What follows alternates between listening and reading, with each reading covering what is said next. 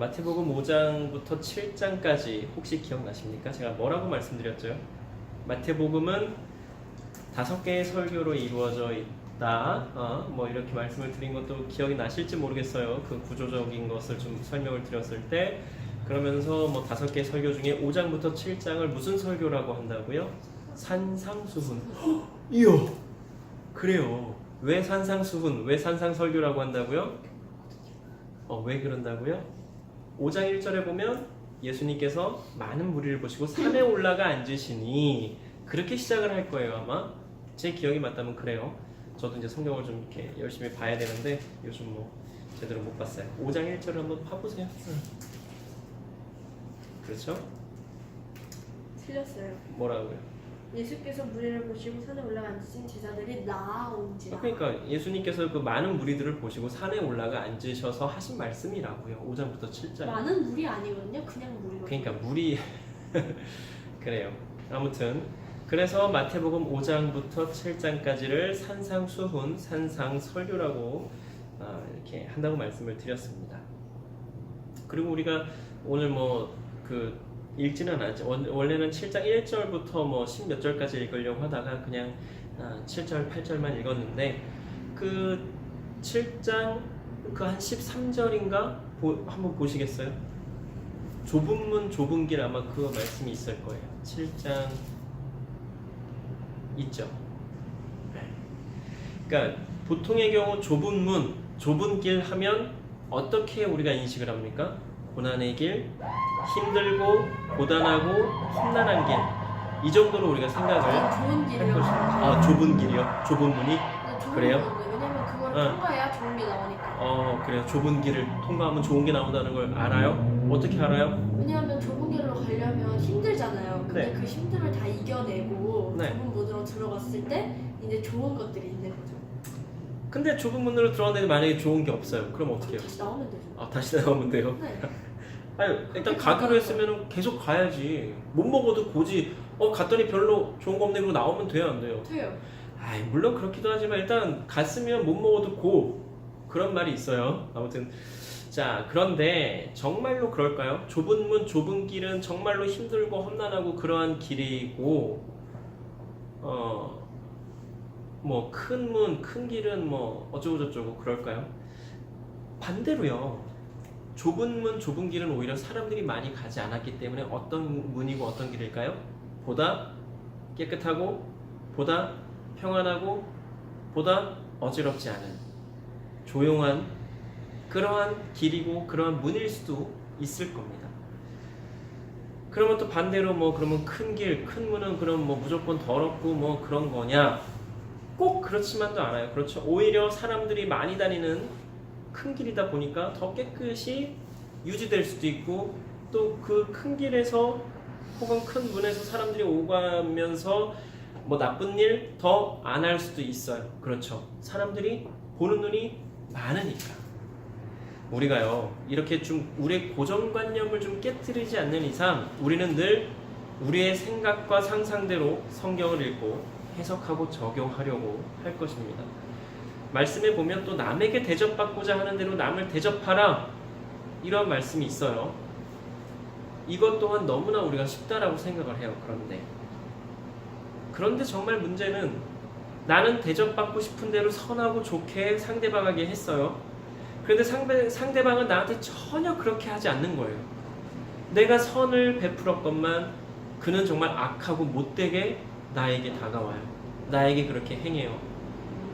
이럴 때 우리는 어떻게 하면 좋을까요? 보통의 사람들은 그럼에도 불구하고 우리는 그리스도인이기 때문에 선하고 좋게 계속해서 행해야 할 거라고 이야기를 할 겁니다. 그런데 말로 그렇게 하는 것, 생각으로 그렇게 하는 것과 실제로 그런 일이 나에게 벌어졌을 때 내가 어떻게 하느냐 하는 게 그렇게 말처럼 생각처럼 쉬울까요? 그렇지는 않을 겁니다. 예전에도 제가 예를 드린 적이 있는데요. 미션이라는 영화 아시죠? 미션. 네. 설명을 좀 드려서 예전에 알고 있어요. 그다음에 머신건 프리처라고 혹시 기억나요? 머신건 프리처라고 하는 영화도 있었어요. 그것도 똑같이 제가 미션하고 그 영화 그 내용을 이야기하면서 어떤 게 더 옳고 어떤 게 더 맞는지 한번 생각해 보자라고 했는데 오늘도 마찬가지예요. 그 완전히 상반된 내용의 그 영화를 보면서 우리가 어떻게 생각하는 게 옳은 것인지 한번 생각을 해보자는 거예요. 미션, 폭력에 비폭력으로 대응을 한 게 미션이에요. 반면에 머신건 프리처는 말 그대로예요. 폭력에 똑같이 총과 칼, 무기들을 들고 동일하게 그들의 폭력에 대응을 했다라고 하는 것입니다. 저는 개인적으로 그래요. 미션을 보면서는 조금 답답하기는 했지만 그럴 수밖에 없는 상황이기 때문에 그렇게 할 때에 그들에게 진정으로 하나님의 복음이 제대로 전해지기 때문에 그렇게밖에 할 수 없었던 것이 너무나 안타깝지만 어쩔 수 없이 그렇게 할 수밖에 없다라고 인정을 할 수밖에 없어요. 그 영화를 보게 되면. 또 머신건 프리처를 보면 여기도 마찬가지예요. 기도만 해서는 되는 상황이 아닌 거예요. 동네 여자애들 다 잡아가요. 어린애들 잡아가요. 막 노예로 다 부려요. 또 노예로 팔아먹어요. 그런데 그 아이들을 지키려면 총을 들어야 돼요. 왜? 저쪽에서 총, 바주카포 이런 거 막 쏘면서 막 공격하거든요. 애들 잡아가려고. 그럼 그 아이들 지키는데 하나님 지켜주세요 하고 기도만 해서는 돼요? 또 그 아이들 입장에서는 목사님 기도해주세요. 우리를 좀 보호해주세요 하는데 그 목사님이 할 수 있는 게 뭐가 있어요? 기도는 할 수 있어요. 그런데 보호는 할 수 없어요. 왜? 당장 총 쏴서 죽이는데 그 목사님이 더 이상 그 아이들 지킬 수 있어요? 없어요? 없잖아요. 그러니까 어쩔 수 없이 그들에게 대응하기 위해서 총과 칼을 들 수밖에 없는 거예요. 막 보초를 세우고 아무튼 그들을 보호하기 위해서는 그렇게밖에 할 수 없는 거죠. 그런데 또 한편으로는 미션이라고 하는 그 영화에서의 내용에서 보면 그 사역자들에게 하나님께서 그러한 마음 주시니까 그들이 폭력에 비폭력으로 대응한 것은 아닌가. 또 머신건 프리처에서는 그 목사님에게 하나님께서 또 그 마음을 주시니까 이 아이들을 지키기 위해서 내가 총을 들어야겠다. 이러한 마음을 주신 게 아닌가 하는 생각이 듭니다. 중요한 건 내 마음대로 하는 게 아니라 사역자라고 한다면, 내가 하나님의 자녀라고 한다면 하나님께서 주시는 마음대로, 하나님께서 하라고 하시는 그 말씀대로 우리는 행해야 한다라고 하는 것입니다. 성경의 내용을 보아도요, 꼭 그렇게까지 싸워야만 했을까? 꼭 그렇게까지 다 쓸어버려야 됐을까? 다 죽여야만 했을까? 하는 생각이 들 때가 있어요. 그런데 또 한편으로는 성경에 보면 그 내용 여러 가지 중에 보면 그냥 조용히 기도하고 숨어 지내야 할 때가 있음도 우리가 알게 됩니다. 모든 것은 다 하나님께서 인도하시고 명령하신 대로 행하며 나아가는 그러한 것들을 우리가 성경에서도 보게 되죠. 우리의 인생에서도 크게 다르지 않습니다. 하나님께서 찾는 사람들이 적은 좁은 문, 좁은 길로 가라고 하십니까? 그러면 그 문으로, 그 길로 그냥 가면 되는 거예요. 거기에 아까 얘기했듯이 좋은 게 없을지라도 정말 우리가 생각한 대로, 예상한 대로, 왜 우리의 그런 생각이나 예상은 틀리지가 않는지 별로 좋은 게 별로 없어요. 힘들고 고단해요. 그런데 하나님께서 일단 가라고 하세요. 그럼 일단 가보는 거예요. 그런데 반대로 하나님께서 큰 문으로, 큰 길로 가라고 하십니까? 그러면 또 큰 문으로, 큰 길로 가면 되는 거예요. 중요한 것은 하나님께서 하라고 하시는 그대로 우리가 하면 된다라고 하는 거예요. 왜? 하나님의 인도하심에 대해서 우리는 다 알지 못하기 때문에 그렇습니다. 알 것만 같으면서도 알지 못하는 것이 사실이죠. 왜 이 길로 가라고 하시는 걸까? 하면서도 가다 보면, 혹은 다 가고 나서 돌아보면 알게 되는 때가 대부분입니다. 가면서도, 가는 도중에도 전혀 알지 못하는 때가 대부분이에요. 그리고 이렇게 가도 되나 하는 마음이 들지라도 일단 가라고 하셨으니까 가면 되는 것입니다. 오늘 말씀해 보면 뭐라고 말씀하세요? 구하라. 그러면 주실 거라고 말씀하세요. 또 찾으라. 그러면 찾아낼 거라고 말씀하세요. 그리고 문을 두드리라. 그러면 너희에게 열릴 것이다 라고 말씀을 하세요. 그러면서 구하는 이마다 받을 것이고 찾는 이는 찾아낼 것이고 두드리는 이에게는 열릴 것이다 라고 분명하게 예수님께서 우리에게 말씀하고 계시다고 하는 것을 우리가 분명히 말씀을 통해서 알고 있습니다. 그리고 중요한 말씀을 하세요. 우리가 읽지 않은 9절 이하에 뭐라고 나와요? 자녀가 떡을 달라고 하는데 돌을 주고 생선을 달라고 하는데 뱀을 줄 사람이 있겠느냐? 아무리 악한 사람이라고 해도 자기 자녀에게 좋은 것으로 줄 줄을 아는데 하나님께서, 우리의 아빠 아버지 되시는 그 하나님께서 우리에게 좋은 것으로 주시지 않겠느냐라고 예수님께서 말씀을 하세요. 그런데 그러면서 하시는 말씀이 바로 이거예요. 그러므로 무엇이든지 남에게 대접을 받고자 하는 대로 너희도 남을 대접하라. 말씀이 참 재밌죠. 구하라, 찾으라, 문을 두드리라. 떡, 돌, 생선, 뱀, 이 얘기하시다가 마지막에 예수님께서 하신 말씀이 그러므로 무엇이든지 남에게 대접을 받고자 하는 대로 너희도 남을 대접하라, 이렇게 말씀을 하신다라고 하는 말이에요. 이 말씀의 의미를 우리가 깊이 생각해 봐야 할 것입니다. 왜 예수님께서는 이렇게 말씀하셨는가? 그리고 우리가 이 말씀에 대해서 보다 더 자세히 깊이 알려면 오늘 우리가 읽지 않은 마태복음 7장 1절부터를 읽어봐야 돼요. 1절에 뭐라고 말씀하세요? 비판하지 말라. 왜요? 비판을 받지 아니하려거든. 비판하지 말라고 나옵니다. 또 헤아리는 그 헤아림으로 헤아림을 받을 것이기 때문에 그렇게 하지 말라고 말씀하십니다. 그러면서 아주 중요한 말씀하세요. 야, 너는 왜 다른 사람의 눈 속에 있는 티는 보고 네 눈 속에 있는 들보는 깨닫지 못하느냐? 티는 아주 작아요. 들보는 어때요? 굉장히 커요. 그러니까 남의 요만한 티끌 같은 아주 잘못은 아주 이만하게 얘기하고 자기의 이만한 거는 얘기 꺼내지도 않는. 그래요. 왜 예수님께서 너희들은 그렇게 하느냐라고 말씀을 하세요. 그리고 또 중요한 말씀을 하십니다. 7장 6절 말씀인데요. 거룩한 것을 개에게 주지 말며 너희 진주를 돼지 앞에 던지지 말라. 그들이 그것을 발로 밟고 돌이켜 너희를 찢어 상하게 할까 염려하라. 이렇게 말씀하신단 말이에요. 무슨 말씀이에요? 개나 돼지나 거룩한 것이 무엇이며 진주가 얼마나 귀한 건지 알아요? 몰라요? 몰라요. 그리고 그들에게 그것이 아무리 귀한 거라고 얘기를 해줘도 그들은 듣지 않을 거고 알지 못할 겁니다. 그리고 어떻게 할 것 같아요? 그냥 이 개나 돼지는 먹을 거나 내놓으라고. 나 배고파 죽겠으니까 먹을 거나 내놓으라고 그럴 거예요. 그리고 막 자신들이 원하는 대로 해주지 않으면 어떻게 해요? 달려들고 덤비고 막 공격할 거란 말이죠. 사실은 이 말씀은 예수님께서 비유로 말씀하신 거예요. 그런데 우리 인간들이 바로 이렇단 말이에요. 정말로 거룩한 것, 정말로 귀한 것, 이것을 쫓아 사는 삶을 살아야 되는데 그렇지 못하니까 너희가 개나 돼지와 하고 다를 게 뭐가 있느냐? 개나 돼지는 알지 못할 수밖에 없죠. 왜? 그렇게 고차원의 사고를 하는 동물들이 아니잖아요. 그런데 우리 인간들은 어때요? 굉장히 고차원의 생각을 할 줄 안단 말이에요. 이성도 있어요. 어떤 게 귀한 건지 어떤 게 거룩한 건지 다 알아요. 그런데도 불구하고 귀하고 거룩한 것을 쫓는 삶이 아니라 정말 개나 돼지처럼 당장 먹고 사는 것에, 내 유익과 이익에 상반되는 것에 목숨 걸면서 사니까 예수님께서 너무나 안타까워서 우리 인간들에게 그렇게 말씀하시는 거예요. 얘들아, 너희는 개나 돼지보다 훨씬 더 고등 생물인데, 고차원의 생각을 할 수 있는 인간들인데 왜 이것들보다 못한 삶을 사느냐? 예수님께서 아주 우리를 아주 깊이 찌르는 말씀이라고 하는 것입니다. 우리 인간들 당장 내 손해보는 일, 내 이익이 되지 않는 일, 나에게 유익이 되지 않는 일이라면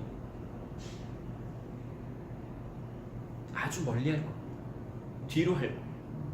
당장 내 이익이 되고 유익이 되는 일이라면 그냥 두 발 벗고 나서서 그것 취하려고 아주 노력을 하고 애쓸 거예요. 그런데 그것이 조금이라도 상반되면, 내 생각에 그게 그렇지 않을 것 같다 그러면 그냥 버리는 거예요. 알면서도, 그게 귀한 걸 알면서도 일단은 내 유익부터 챙기고 그 다음에 귀한 거 챙기는데, 대부분의 인간들이 이렇단 말이에요. 그러다 보니까 어떻게 돼요? 세상이 지금 이렇게 계속해서 이렇게 살게 되는 거예요. 나 하나쯤이야. 내가 이런다고 뭐가 세상이 달라져? 내가 이런다고 세상이 알아줘? 세상은 당연히 모르겠죠. 하지만 누가 아세요? 하나님이 아시잖아요. 내가 정말로 하나님의 자녀라고 한다면 하나님이 아시기 때문에 우리는 하나님께서 원하시는 대로 그렇게 선하게, 하나님께서 말씀하시는 대로 살아야 한다라고 하는 거예요. 내 유익과 내 이익 조금 내려놓고. 왜? 하나님께서 그렇게 하라고 하셨고 내가 그렇게 하는 걸 세상은 모를지라도 하나님은 다 알고 계시기 때문에. 그런데 솔직히 그 당장의 이익이나 유익을 내려놓는다라는 게 사실은 쉽지가 않습니다. 그걸 포기한다라는 게 쉽지가 않아요. 당장 여기 10억이 있어요. 내가 이걸 취하지 않으면 다른 사람이 취해요. 그럴 때에 그것을 내려놓을 수 있는 사람이 얼마나 될까요? 저도 장담하지 못하겠습니다. 하지만 우리는 어떻게 해야 돼요? 하나님께서 그거 일단 내려놔, 건드리지 마 하면 어떻게 해야 돼요?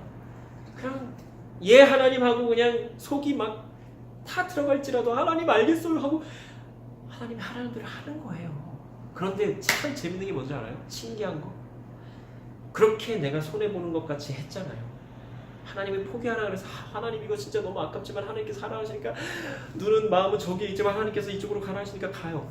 근데 하나님께서 참 신기하게도 그렇게 하나님의 것을 취하면서 내 이익을 내려놓으면 하나님께서 몇 갑절로 갚아주신다라고 하는 거예요. 그거 참 신기해요. 하나님께서 하라고 하시는 대로 그렇게 하는 사람에게는 하나님께서 그냥 내버려 두지 않는다라고 하는 거죠. 우리가 그러한 것을 좀 경험하면서 살면 좋겠습니다. 하나님께서 순간적으로 고민하게 하시고 갈등하게 하신다라고 하면 우리는 과감히 하나님의 인도하신 대로 따라야 하는 거예요. 그리고 그 하나님의 인도하신 대로 따랐을 때에 하나님께서 주시는 참 자유와 참 평안을 누릴 수 있어야 되는 겁니다. 이 자유와 평안, 이것을 맛보게 되면요, 세상이 말하는 그 돈과 권력의 맛을 본 것보다 더 기쁘고 더 즐겁고 더 행복함을 느끼며 누리게 되는 삶을 살게 된다고 하는 거예요. 그리고 거기에 진짜로 참 만족과 참 평안과 참 감사와 참 기쁨이 있음을 우리가 깨닫게 된다고 하는 거죠. 돈과 권력을 힘입고 누리면서 사는 사람들이 굉장히 많아요. 세상에 굉장히 많아요. 그런데 그 사람들 중에 대부분은 다 어딘가가 늘 부족하고 공허하고 허무하고 어딘지 모를 무언가 모를 불안감에 휩싸여서 살고 있다고 하는 것입니다. 그러나 돈이 조금 부족해도 권력이 없어도 힘이 없어도 하나님께서 하라고 하시는 대로 하며 말씀하신 대로 사는 사람들은 주님께서 주시는 그 참 평안과 평화와 만족과 기쁨과 행복함을 누리며 살아간다라고 하는 거예요. 그러한 만족, 그러한 감사가 내 안에 있으니까 그렇다면 하나님께서 하라고 하시는 대로 제대로 살고 있는 것입니다. 그런데 어딘지 모르게 깨름직하고 어딘지 모르게 공허하고 불안하고 허무하다면 내 삶을 한번 다시 돌아보시기 바랍니다. 하나님께서 하라고 하시는 대로 하며 사는 사람 매우 자유하고 행복할 것입니다. 어디서 오는 것인지 모르지만 그 기쁨이 계속 샘솟는 것을 경험하며 맛볼 것입니다. 이것은 돈으로도 힘으로도 권력으로도 얻을 수 없는 것들이에요. 경험할 수가 없는 거예요. 말씀대로 한번 살아봅시다. 하나님께서 하라고 하시는 그대로 한번 살아봅시다. 그리고 그 말씀을 깊이 한번 생각하면서 살아봅시다. 그리고 하나님의 인도하신 대로 살아보는 거예요. 하나님의 인도하신 대로 살 때에 하나님께서 어떻게 인도하시며 어떻게 역사하시는지 또 어떻게 하나님의 계획을 이루어 가시는지 우리가 직접 경험을 해보자고 하는 거죠. 그러면 계속해서 하나님께서 하라고 하시는 대로 하게 될 것입니다. 그런데요, 때로는 속상할 것입니다. 때로는 화가 날 거예요. 때로는 분노하게 될 거고 때로는 다 포기하고 싶을 것입니다. 그리고 때로는 이게 뭔가 하는 생각이 들 때도 있을 거예요. 그러한 때에 우리가 어떻게 해야 되느냐? 하나님께 나아가는 거예요. 그리고 그 모든 것에 대해서 따지고 묻고 하나님께 다 아뢰는 거예요. 하나님한테 하소연하는 거죠. 어디 가서 우리가 하소연하겠어요? 그러면 또 신기하게도 하나님께서는 그것에 대한 하나하나에 대해서 말씀해 주시고 우리에게 위로를 해 주신다라고 하는 것입니다. 그리고 또 우리는 하나님께서 주시는 평안을 누리면서 살게 되고 말입니다. 우리는 참 연약한 존재예요. 우리는 늘 넘어지고 늘 무너져요. 하나님의 사람답게 살아야지 하면서도 바로 돌아서면 욕도 하게 되고 정말 성질도 내게 되고 내가 아침에 분명히 말씀 읽고 예배 드리고 기도하면서 분명히 내가 하나님의 사람답게 살겠다고 했는데 야 이건 뭐 점심 먹기 전인데도 벌써 내가 야, 모습이 내가 이렇게밖에 살 수 없구나. 우리는 그렇게 연약한 존재란 말이에요.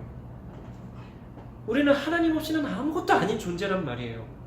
그러니까 우리는 어떻게 살아야 돼요? 더더군다나 하나님을 의지하면서 하나님의 인도하심에 따라서 우리는 계속해서 살아야 된다라고 하는 거예요. 또 하나님을 의지하지 않고서는 우리가 아무것도 아님을 우리 스스로 고백해야 돼요. 자신만만할 게 아니란 말이에요. 나한테 뭐 이 정도의 능력이 있으니까 헤헤, 이게 아니란 말이에요. 정말로 나에게 무엇이 있든 없든 다 떠나서 하나님을 전적으로 의지하고 하나님을 전적으로 믿고 신뢰하고 하나님의 인도하심대로 우리는 살려고 노력을 해야 한다고 하는 거예요. 그래도 넘어질까 말까예요. 그래도 넘어질까 말까예요. 하나님만 의지하며 나아간다고 해도 남들이 가지 않는 좁은 문, 좁은 길, 사실 그 문과 그 길 가는 즐거움도 사실은 쏠쏠합니다. 아주 짜릿해요. 구하고 찾고 두드리며 그 문, 그 길 한번 가 보는 겁니다. 기도 드리시겠습니다.